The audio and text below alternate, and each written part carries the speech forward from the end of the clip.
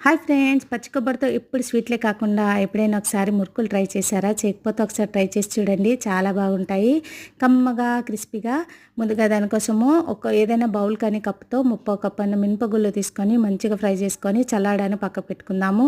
కొబ్బరిని చిన్నగా ముక్కల్లాగా కట్ చేసుకొని ఇలా మిక్సీ జార్లో వేసుకొని కొన్ని వాటర్ పోసుకుంటూ మిక్సీ పట్టుకొని ఇలాగ వడకట్టుకుంటే కొబ్బరి పాలు వచ్చేస్తాయి. ఇప్పుడు మినపప్పులో ఒక పావు కప్పు అంత పుట్నాల పప్పు కూడా వేసుకొని మిక్సీ పట్టేసి జల్లెడ పట్టేయండి. ఒక కప్పు పప్పుల పొడికి 4 కప్పుల బియ్యం పిండి, ఒక 2 స్పూన్ల అంత నువ్వులు, ఒక స్పూను వాము వేసుకోండి. టేస్ట్‌కి అకార్డింగ్ సాల్ట్ కూడా వేసేసుకొని ఇందులో కారం వేసుకోరండి.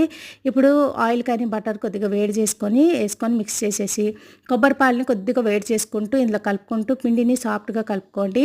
మూత పెట్టేసి ఒక 10 నిమిషాల తర్వాత మురుకులు గొట్టంలో ఏదైనా మీకు నచ్చిన ప్లేట్ని పెట్టుకొని ఇలాగ మురుకులు ఒత్తేసుకొని వేడి ఆయిల్లో ఇలాగ ఫ్రై చేసుకుంటే క్రిస్పీగా క్రంచీగా చాలా బాగుంటాయి కొబ్బరి మురుకులు. ట్రై చేయండి. బాయ్.